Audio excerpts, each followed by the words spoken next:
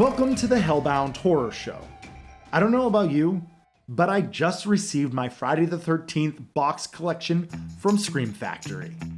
Presented are all 12 films, many of which are loaded with special features, new scans from the original camera negatives, and some very rare scenes which were thought to be lost forever. This is the holy grail for Friday the 13th franchise, and it got me thinking.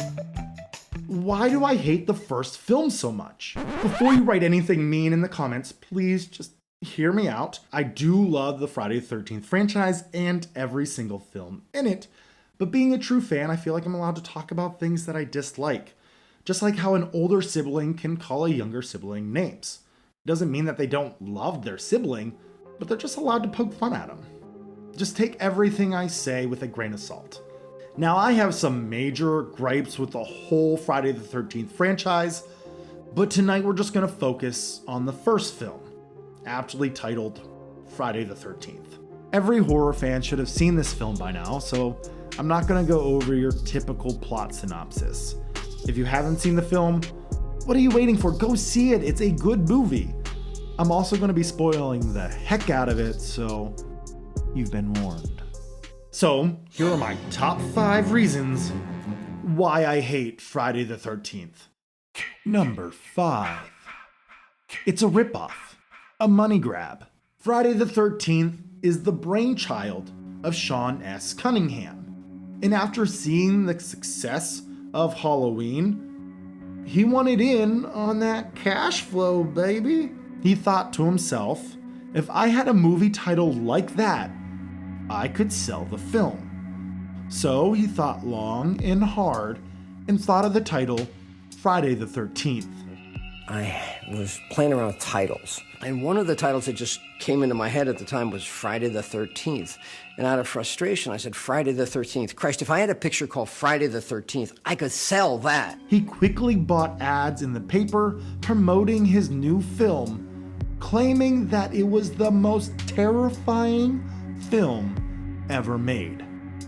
Mind you, he didn't have a script at this point, nor did he really have a story in mind.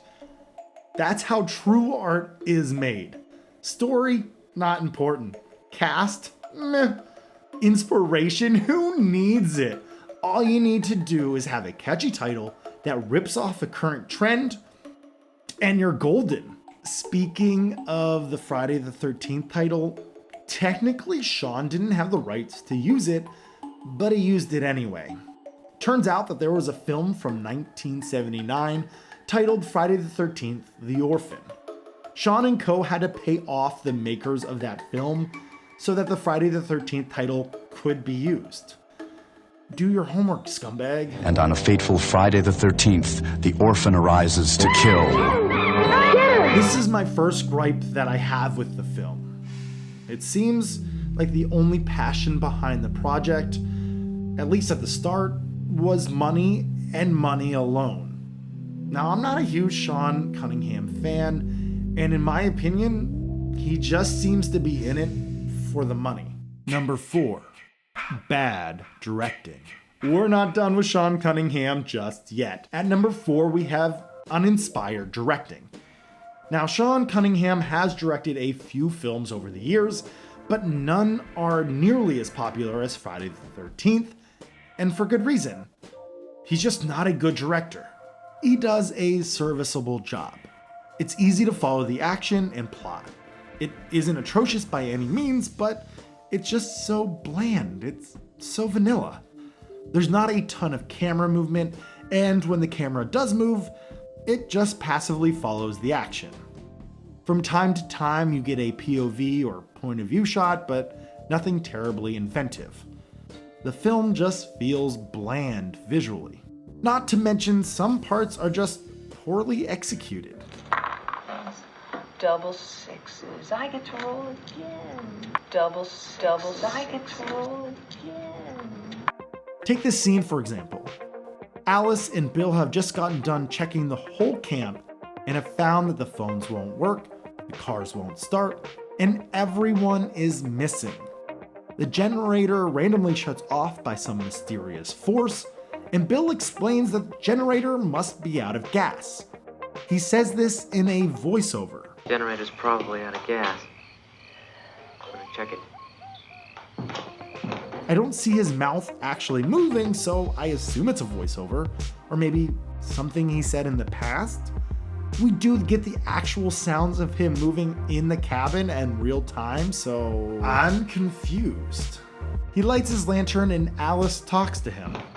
You want me to come with you? He tells her to get some sleep, but then it cuts to her and she's already sleeping, so I don't think she was speaking a second ago.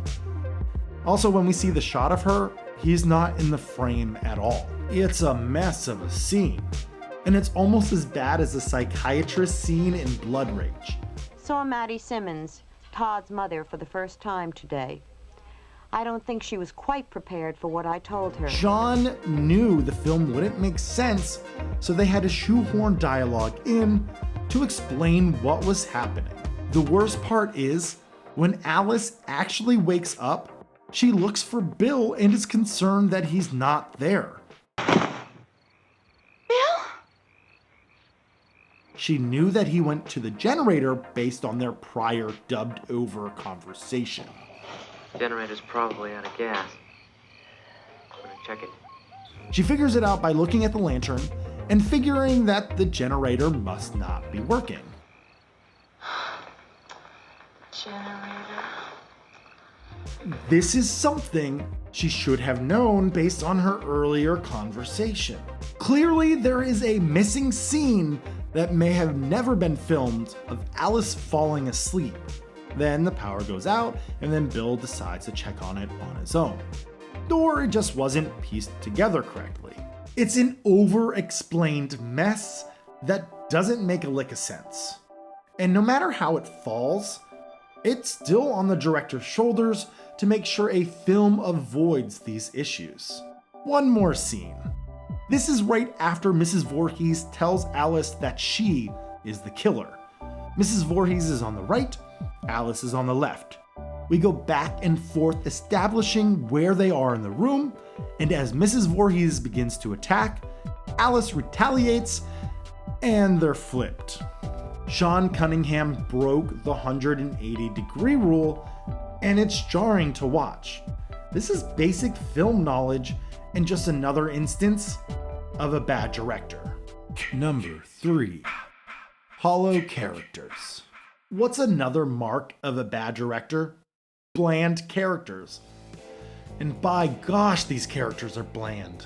There's barely any personality to these characters, and when there is personality, it's so static and one-dimensional. I have watched this film over 10 times now, and I still have a lot of trouble trying to remember everyone's name.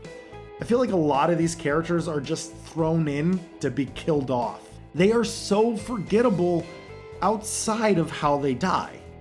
I couldn't remember the kills vividly, but if I had to describe one detail about a character revolving a backstory, I wouldn't be able to do that for most of these guys. They are either severely underwritten, or Sean Cunningham doesn't know how to build a character in front of a camera. The only characters with personality are the final girl Alice and the killer. Number 2. Pamela as the killer. Pamela is a terrible killer. Point 1. I don't think she's a believable killer. Point 2. I don't think she's as impactful as people remember. Let's go to point 1. No freaking way did she murder some of these people, like Bill. Arrow shot through him while he's elevated on a door. I don't see her lifting him or getting him in that position. I don't buy it. Nor do I buy how she throws Brenda through a window, then has to run up to her car, pull down the road, and try to get Alice in a lull. How are you? Well, I'm Mrs. Voorhees. And when we see Pamela fight Alice, she's just awful at killing her, so I can't imagine her being super successful while trying to kill the other counselors. It just takes me out of the movie. So part 2 of my argument, I think the reveal is kind of lame. So we understand about the boy drowning earlier in the film. We get that little tidbit and that's done really well. But then we meet Pamela and like 2 seconds later, she reveals that she's the killer. And it's like, wow, geez, you got me, movie. Great twist. There's no way the audience could have guessed it. It's like saying the killer is behind either door number 1, number 2, or number 3. Oh, you guessed that number? Well, no, it's actually behind door number 7. Oh, you didn't know door number 7 existed? Well, that was dumb of you. I really got you, huh? It's anticlimactic. And for those who say it was being innovative for having a female killer, I say by 1980, so what? Home for the Holidays, 1972. Deep Red, 1975. Alice, Sweet Alice, 1976. Suspiria, 1977. The Comeback, 1978. All of these films had female killers and all came out well before Friday the 13th. And speaking on behalf of the Argento films and Alice, Sweet Alice, those were done much better and had a great reveal.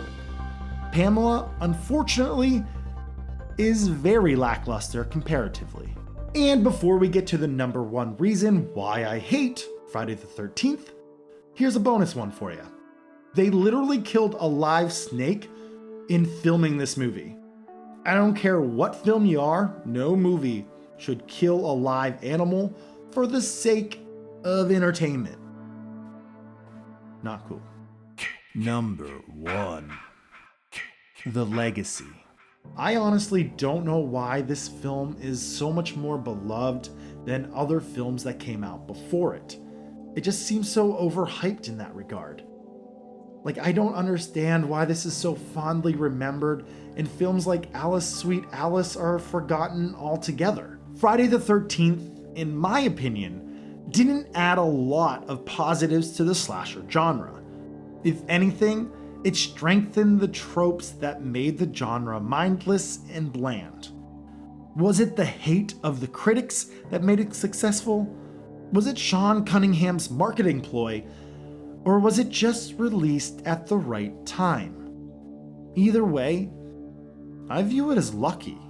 So many awesome horror films are forgotten to time and never given a fair chance. And then we get a slightly above mediocre horror film like Friday the 13th, and people praise it among no end. It's not fair, and it honestly gets me a little worked up. You'll never come back again. Oh, shut up, Ralph.